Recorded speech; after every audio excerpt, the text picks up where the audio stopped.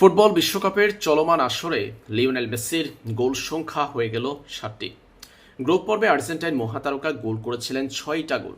সেখানে দুটা ম্যাচে পূর্ণ 90 মিনিট খেললেও অর্থাৎ শুরুর একাদশে থাকলেও শেষ ম্যাচটিতে জর্ডানের বিপক্ষে বদলি ফুটবলার হিসেবে দ্বিতীয়ার্ধে কয়েক মিনিট খেলেন লিওনেল মেসি করেছিলেন গোল।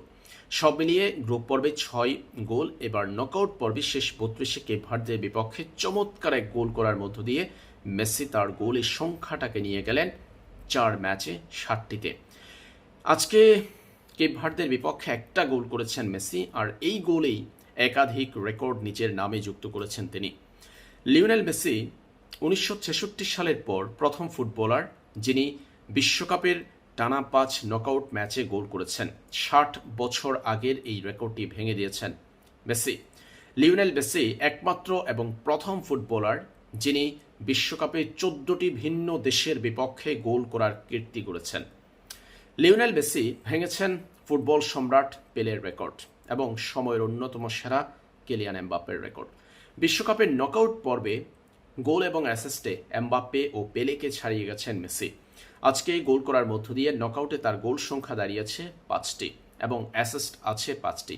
লিওনেল মেসির নকআউট পর্বে গোল এবং অ্যাসিস্টে অবদান রাখার সংখ্যা 12। তিনি ছাড়িয়ে গেছেন পেলে এবং কিলিয়ান এমবাপ্পেকে।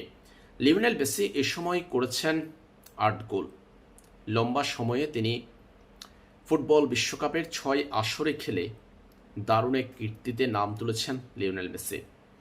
মেসি এখন পর্যন্ত বিশ্বকাপে তার এই লম্বা ক্যারিয়ারে করেছেন 20টা গোল। মেসি টানা বিশ্বকাপের 8 ম্যাচে গোল করার কীর্তি করেছেন।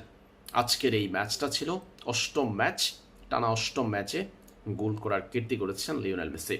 সব মিলিয়ে লিওনেল মেসির এমন অসাধারণ রেকর্ডের দিন আজকে আর্জেন্টিনা পেয়েছে চমৎকার জয়।